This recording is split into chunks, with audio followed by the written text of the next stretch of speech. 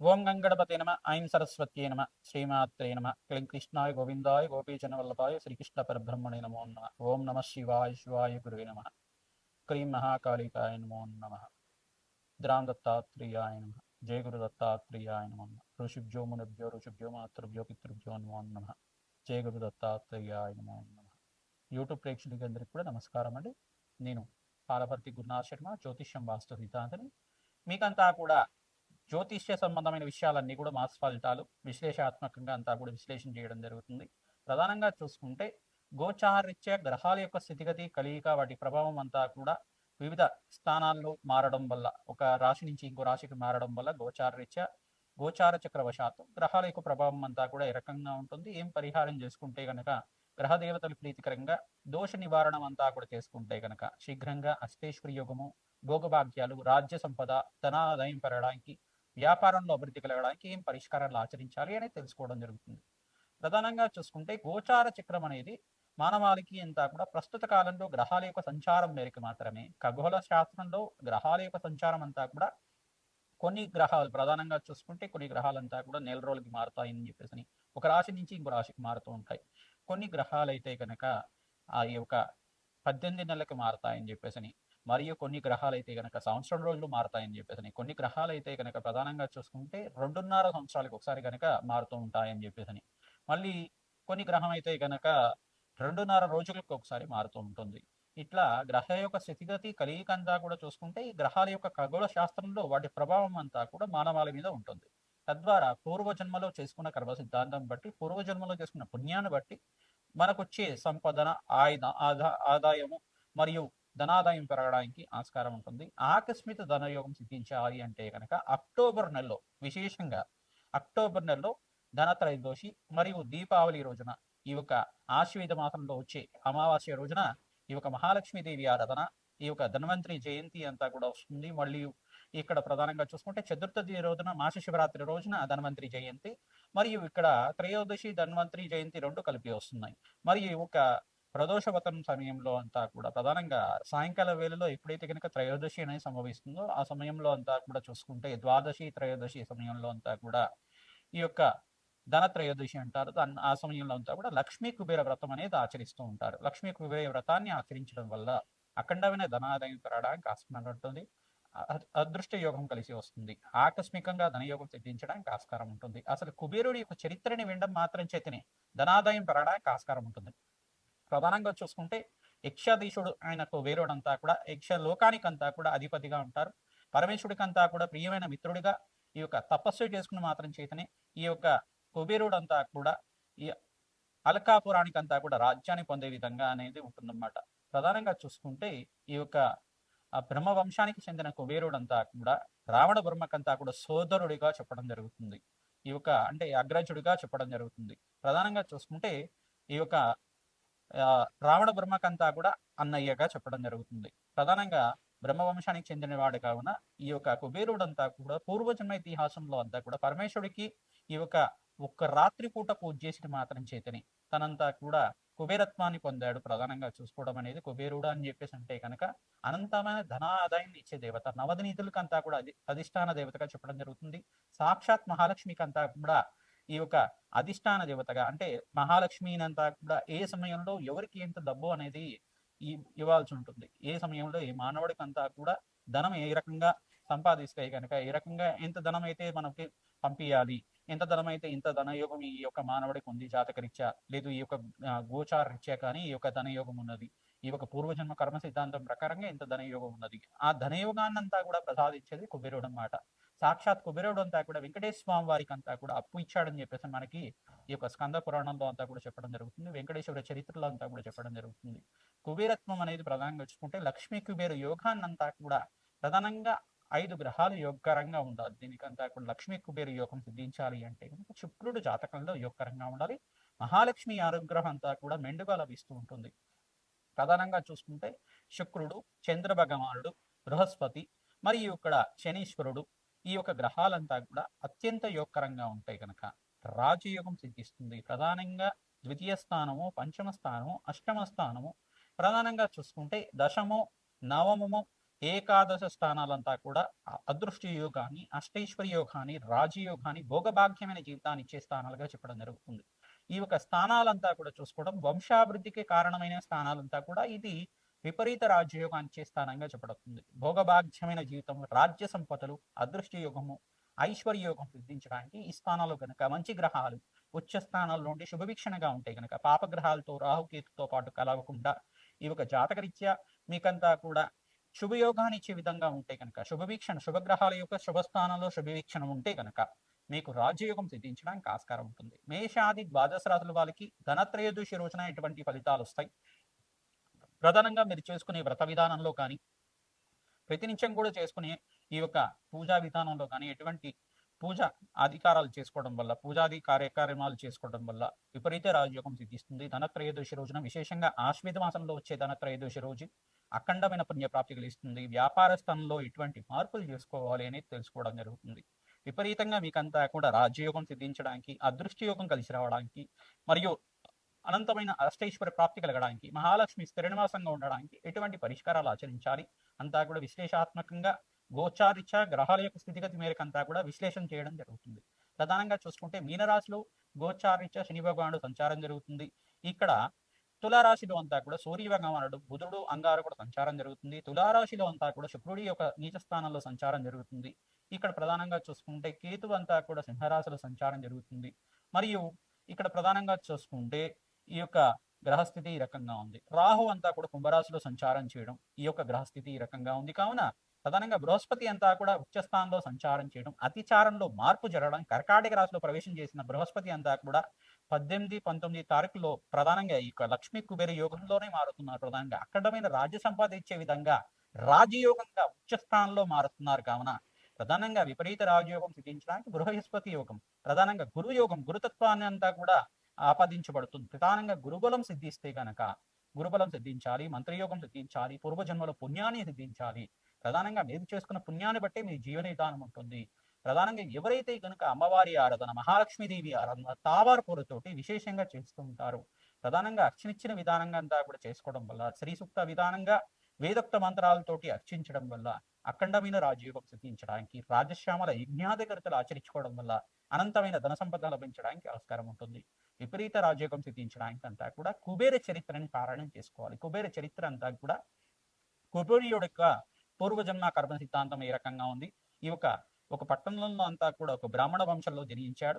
జనించిన తర్వాత ఈ యొక్క బ్రాహ్మణ వంశంలో జనించిన తర్వాత నిత్య కర్మానుష్ఠాలు చేసుకునేవాడు. ఉపజీవితమైన తర్వాత, యజ్ఞోపవీతమైన తర్వాత వేదపట్నం అంతా కూడా నేర్చుకున్నాడు.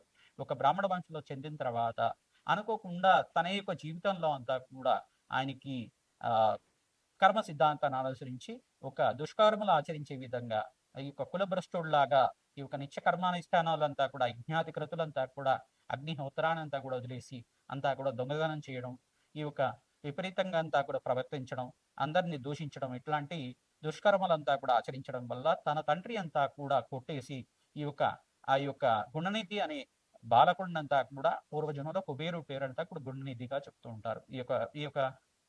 ఈ యొక్క గుణనిధి అనే బాలునంతా కూడా ఈ యొక్క గ్రామ బహిష్కరణ చేయడం జరుగుతుంది. అనుకోకుండా ఒక పాడుబడ్డ దేవాలయానికి వెళ్తాడు. పాడుబడ్డ దేవాలయానికి వెళ్ళిపోగానే ఆ దేవాలయం చెందిన తర్వాత ఆ రోజున ఈ యొక్క కార్తీక మాసం అంతా కూడా ఉత్సవాలు చేస్తూ ఉంటారు. కార్తీక మాసం ఉత్సవాలు చేసిన తర్వాత పరమేశ్వరుడికి అంతా కూడా నివేదన చేద్దామని చెప్పేసి ఆ గుడి తలుపులు తెరవగానే గుడిలో అంతా కూడా ఈ యొక్క ఈ యొక్క బాలకుడు అంతా కూడా పడుకుని ఉంటాడు. అనుకోకుండా ఈ యొక్క ఒత్తి అక్కడ వెలుగుతూ ఉంటుంది. ఒత్తినంతా కూడా రెప్పపాటుగా రెపరెపలాడుతుంటే గాలికంతా కూడా ఒత్తినంతా కూడా నూనె పోసి దాని యొక్క పంచనంతా కూడా తీసేసి ఒత్తినంతా కూడా వెలిగిస్తూ ఉంటాడు. ఈ యొక్క పంచనంతా కూడా తీసి ఒత్తిని వెలిగించడం వల్ల ఈ యొక్క ఏమైనా పదార్థాలు పెట్టి ఉంటే అక్కడంతా కూడా భోజనం చేద్దామని చెప్పేసి అనుకుంటాడు. అనుకోకుండా ఆ రోజున రాత్రి వేళల్లో అంతా కూడా ఉపవాసం ఉంటాడు. ఉపవాసం ఉండి పరమేశ్వరుడికి సమీపంలోనే ఉంటాడు. ఉన్నప్పటికి కూడా ఈ యొక్క భక్తి అనేది లేకుండా ఈ యొక్క ఉపవాసం ఉన్నాం కదా, ఆకలి వేస్తుంది, ఏమైనా తిందామని చెప్పేసి అనుకుంటూ ఉంటాడు. అనుకుంటూ ఉంటా కానీ ఆ బాలకుడి రూపంలో ఉండే ఈ యొక్క బాలకుడు అంతా కూడా ఈ యొక్క పరమేశ్వరుడికి ప్రీతికరంగా ఉన్న ప్రసాదం అంతా కూడా ఉచితం అనుకుంటారు. అనుకోకుండా భక్తులంతా కూడా గుడి తలుపులు తెరవగానే ఈ యొక్క అనుకోకుండా అక్కడి నుంచి పారిపోదామని చెప్పేసి అనుకుంటూ ఉంటారు. అనుకోకుండా అక్కడ ఉండే ఒక వస్తువు అంతా కూడా తగిలేసి అనుకోకుండా రాయికి తగిలి అక్కడంతా కూడా ప్రాణాన్ని వదులుస్తాడు. తద్వారా అక్కడ దేవాలయ ప్రాంగణంలో ప్రాణాన్ని వదిలించాడు కావున ఈ యొక్క పరమేశ్వరుడంతా కూడా సంతోషించి భక్తిగంతా కూడా మెంచి అనుకోకుండా నువ్వు చేసిన ఈ యొక్క చిన్న కార్యం అంతా కూడా తన ఈ యొక్క కండువులో నుంచి ఒక చిన్న ముక్కనంతా కూడా తీసి దారిపోగునంతా తీసి దాన్నంతా కూడా ఒత్తిగా చేసి దేవాలయ ప్రాంగణంలో ఒత్తిగా వెలిగించావు కావున నువ్వంతా కూడా అఖండమైన ధన సంపదకంతా కూడా అధిష్టాన దేవతగా ఉంటావు, నవనిధులకంతా కూడా అధిష్టాన దేవతగా ఉంటావు, నాకు ప్రీతికరమైన మిత్రుడిగా ఉంటావు కావున నువ్వంతా కూడా హిమాలయాలకంతా కూడా సమీపంలో అంటే ఎక్కడైతే పరమేశ్వరుడు కైలాస ప్రాంతాల్లో నివాసంగా ఉంటారు, కైలాసం నుంచి మనకింత కూడా సమీపంలో ఉండేది అలకాపురి నగరం అని చెప్పేసి అంటారు అన్నమాట. ఈ యొక్క పరమేశ్వరుడికి అంతా కూడా ప్రీతికరంగా ఉంటారు కావున ఈ యొక్క నవనిధులకు అధిపతి అనేది ఈ యొక్క కుబేరుడి యొక్క చరిత్ర అంతా కూడా వినడం వల్ల అదృష్ట యోగం సిద్ధిస్తుంది, అష్టేశ్వర ప్రాప్తి కలుగుతుంది, ధనాదాయం పెరగడానికి ఆస్కారం ఉంటుంది, విపరీత ధనయోగం సిద్ధించడానికి ఆస్కారం ఉంటుంది. ప్రధానంగా కుబేర చరిత్ర అంతా కూడా ప్రతినిత్యం కూడా పారాయణం చేసుకోవాలి, అదృష్ట యోగం సిద్ధిస్తుంది. తద్వారా మీకంతా కూడా రాజ్య సంపదలు సిద్ధించడానికి ఈ యొక్క యక్షాధీశుడైన కుబేరుడంతా కూడా అఖండమైన ధనాదాయం ఇచ్చే దేవతగా ప్రధానంగా మహాలక్ష్మి అనుగ్రహం కావాలి అంటే కుబేరుడి యొక్క అనుగ్రహం కావాలి, కుబేరుడి యొక్క పూజ కూడా చేయాలి, లక్ష్మీనారాయణ పూజ ఆచరించాలి. దీపావళి రోజున షట్కాలంలో అంతా కూడా మహాలక్ష్మీదేవి ఆరాధన, విష్ణుమూర్తి ఆరాధన, పరమేశ్వరుడి ఆరాధన విపరీతంగా చేస్తూ ఉండాలి. ప్రధానంగా షట్కాలంలో ఎవరైతే కనుక ఈ యొక్క అమ్మవారి ఆరాధన చేస్తూ ఉంటారు, షట్కాలాలు అని చెప్పేసి అంటే ప్రాతకాలంలో లేచిన తర్వాత ఈ యొక్క 3:30 నుంచి 5:30 లోపల, లేదు 5 గంటల నుంచి 6:30 లోపల ఇది ఒక ప్రాతకాలంలో అంతా కూడా పూజ ఆచరించుకోవడం, మళ్ళీ 9 గంటల నుంచి 10 గంటల లోపల కానీ 11 గంటల లోపల కానీ, మళ్ళీ 12 గంటల నుంచి మధ్యాహ్న కాలంలో అంతా కూడా అపరాహ్న కాలం మించకుండా పూజ ఆచరించడం, మళ్ళీ సాయంకాలం 5 గంటల నుంచి 6:30 లోపల పూజ, మళ్ళీ రాత్రి పూట నిశిరాత్రి పూజ అంటారు దీన్నంతా కూడా, రాత్రి వేళలో 8:30 నుంచి 12:30 లోపు పూజ ఆచరించడం, ఇటువంటి షట్కాల పూజ అనేది ఉంటుందన్నమాట. నిశిరాత్రి పూజ అంటారు దీన్నంతా కూడా. షట్కాల పూజలంతా కూడా మహాలక్ష్మీదేవికి ఆచరించడం వల్ల అనంతమైన ధనాదాయం పెరగడానికి ఆస్కారం ఉంటుంది. మహాలక్ష్మీదేవి ప్రీతికరంగా రోజా పూలతోటి, మల్లె పూలతోటి మరియు ఈ యొక్క తామర పూలతోటి, కలువర పూలతోటి అంతా కూడా మహాలక్ష్మీదేవి పూజ చేయడం వల్ల విపరీతంగా ధనాదాయం పెరగడానికి ఆస్కారం ఉంటుంది, అదృష్ట యోగం సిద్ధిస్తుంది, ఆకస్మికంగా ధనయోగం సిద్ధిస్తుంది. గోచారిత్య మీకంతా కూడా ఈ యొక్క గ్రహస్థితులంతా కూడా మెరుగ్గా ఉండడానికి మీ జన్మజాతకమే ప్రధానమైన జాతకంగా ఉంటుంది. మీ జన్మజాతకంలో ఉండే గ్రహదేవతలకి ప్రీతికరంగా మీ జాతకంలో ఉండే దోషాలకి పరిష్కారం అంతా కూడా ఆచరించడం వల్ల ధనాదాయం పెరగడానికి, అదృష్టయోగం కలిసి రావడానికి, వ్యాపారంలో మార్పులు కలగడానికి, ఉద్యోగంలో ప్రమోషన్ సిద్ధించడానికి, వివాహాది శుభకార్యాలు కలగడానికి, సంతాన యోగం సంతాన సాఫల్యం కలగడానికి ఆస్కారం ఉంటుంది, అదృష్టయోగం జీవించడానికి ఆస్కారం ఉంటుంది. విపరీత ధనాదాయం కావాలి, రాజ్య సంపదలు కావాలి, అనంతమైన అదృష్టయోగం సిద్ధించాలి అని చెప్పేసి అనుకుంటే కనుక మహాలక్ష్మీదేవికి ప్రీతికరంగా ఈ యొక్క లక్ష్మీ కుబేర శాంతి హోమాది కార్యక్రమాలు, రాజ్యశ్యామల యజ్ఞాది కృతులంతా కూడా ఆచరించడం వల్ల అదృష్టయోగం సిద్ధిస్తుంది. వృశ్చిక రాశి జాతకులకి గోచారరీత్యా అక్టోబర్ నెల మాస ఫలితాల్లో భాగంగా ఈ యొక్క ధనత్రయోదశి రోజున మరియు దీపావళి రోజున మహాలక్ష్మీదేవి ఆరాధన ఏ రకంగా ఆచరించాలి, గోచారరీత్యా గ్రహాల యొక్క ప్రభావం ఏ రకంగా అదృష్టయోగం సిద్ధించే విధంగా పరిష్కారం చేసుకోవాలో తెలుసుకుంటున్నాం. ప్రధానంగా అక్టోబర్ 18, 19, 20 తారీఖులో మహాలక్ష్మీదేవి ఆరాధన మరియు పరమేశ్వరుడు ఆరాధన విశేషంగా చేసుకోవాలి, లక్ష్మీ నారాయణ ఆరాధన చేసుకోవాలి. ప్రధానంగా ధనత్రయోదశి రోజున ఎప్పుడైతే ఉందో బృహస్పతి మార్పు కూడా జరుగుతూ ఉంది. బృహస్పతి మార్పు కర్కాటక రాశిలో మార్పు జరుగుతుంది కావున వృశ్చిక రాశి జాతకులు విశేషంగా మహాలక్ష్మీదేవి ఆరాధన, మల్లెపూలతోటి, తామర పూలతోటి మరియు చెరుకు రసంతో అభిషేకాది కార్యక్రమాలు, పూజలు చేసుకోవడం అఖండమైన పుణ్యప్రాప్తి కలగడానికి ఆస్కారం ఉంటుంది. కూడాన్న ప్రీతమానసాయ నమః మరియు దధ్యాన్య ప్రీతమానసాయ, పెరుగన్నాన్ని నైవేద్యం చేయాలి అమ్మవారికి ప్రీతికరంగా, ఆవు పాలతో చేసిన బెల్లం పరవాణాన్ని నివేదన చేయాలి అమ్మవారికి అంతా కూడా. క్షీరాన్న ప్రీతమానసాయ నమః కాబట్టి ఆ గూడాన్నాన్ని క్షీరాన్నాన్ని నివేదన చేయడం వల్ల అఖండమైన ధనాదాయం పెరగడానికి ఆస్కారం ఉంటుంది. మహాలక్ష్మీదేవి ఆరాధన దీపావళితోటి, దీపావళి రోజున విశేషంగా మీరంతా కూడా షట్కాల పూజ అని చెప్పేసి అంటారు, 6 కాలాల్లో పూజ చెయ్యాలి. ఎవరైతే గనక మీ వీలును బట్టి 6 కాలాల్లో మహాలక్ష్మీదేవి ఆరాధన చేస్తారో అఖండమైన ధనాదాయం పెరగడానికి ఆస్కారం ఉంటుంది. ప్రధానంగా అదృష్ట యోగం సిద్ధించడానికి ఆస్కారం ఉంటుంది. మీకంతా కూడా వ్యాపారంలో మార్పులు గడడానికి ఆస్కారం ఉంటుంది. శుక్రుడికి ప్రీతికరంగా బొబ్బర్లు దానం చేసుకోవడం యోగకరంగా ఉంటుంది. మరియు సూర్య భగవానుడంతా కూడా ఇక్కడ నీచ స్థానంలో సంచారం చేస్తున్నారు కావున సూర్య భగవాను ప్రీతికరంగా గోధుమలు దానం చేసుకోవడం వల్ల అఖండ ధనాదాయం పెరగడానికి ఆస్కారం ఉంటుంది, అదృష్ట యోగం సిద్ధిస్తుంది. ప్రతినిత్యం కూడా శ్రీ మహాలక్ష్మీదేవి ధనం ధనం కురు స్వాహ అనే నామాన్ని కూడా ప్రతినిత్యం కూడా జపాన్ని ఆచరించుకోవడం వల్ల అదృష్ట యోగం సిద్ధించడానికి ఆస్కారం ఉంటుంది. గురు కటాక్షం కలగాలి, మీకంతా కూడా గురుబలం కలగాలి, వివాహాది శుభకార్యాల కోసం ప్రయత్నం చేసుకునే వాళ్ళు మీ యొక్క జన్మజాతకాన్ని జ్యోతిష పండితులతోటి అంతా కూడా విశ్లేషణ చేసుకొని పరిష్కారం చేసుకోవడం వల్ల అఖండ లాభాలు సిద్ధించడానికి ఆస్కారం ఉంటుంది. రాజశ్యామల యజ్ఞాది కలవుతలు, కుబేర శాంతి హోమాది కార్యక్రమాలు, ప్రధానంగా నవగ్రహ శాంతి హోమాది కార్యక్రమాలు, చండీ మూలమంత్ర రహితంగా ఈ యొక్క కాలభైరవ శాంతి హోమాది కార్యక్రమాలంతా కూడా యజ్ఞాది కలవుతలంతా కూడా ఆచరించుకోవడం జరుగుతుంది. శ్రీ సూక్త విధానంగా ఈ యొక్క మహాలక్ష్మి కుబేర సహితంగా లక్ష్మీనారాయణ హోమం అంతా కూడా ఆచరించుకోవడం జరుగుతుంది. మీ యొక్క జాతకం అంతా కూడా మా ఫోన్ నెంబర్కి వాట్సాప్ చేయండి.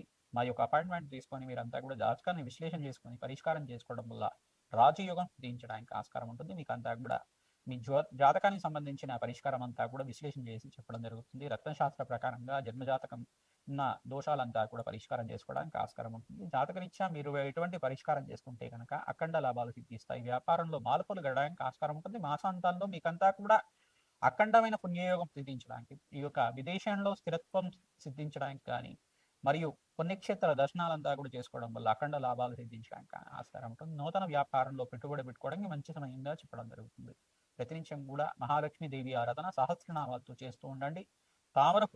తామర పూలతోటి మల్లెపూలతో చేసుకోవడం వల్ల అఖండ లాభాలు సిద్ధించడానికి ఆస్కారం ఉంటుంది.